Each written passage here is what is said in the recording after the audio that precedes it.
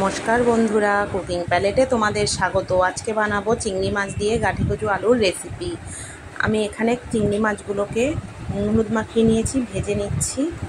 चिंगड़ी माछगुलो भाजा हये गेछे और एदिके गाठी कचु और आलू केटे रेखेछि।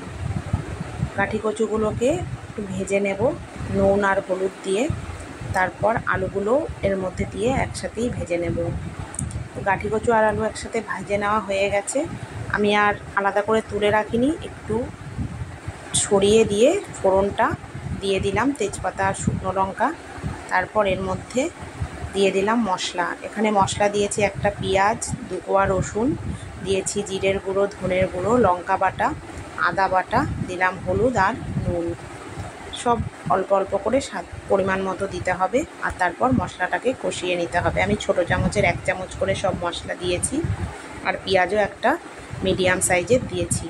তো মশলাটা এবার কষানো হয়ে গেছে আমার। চিংড়ি মাছগুলোকে আমি দিয়ে দিচ্ছি আর তারপর আরেকটু নেড়ে আমি জলটা দিয়ে দিয়েছি।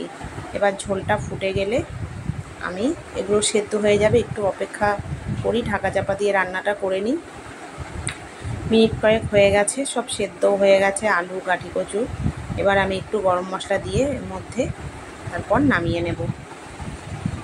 তো গরম মশলাটা দিয়ে একটু মিশিয়ে নেব, পুরো ঝোলটার সাথে একটু নেড়ে মিশিয়ে নেব আর তারপর নামিয়ে নেব। তো বন্ধুরা রেডি হয়ে গেছে।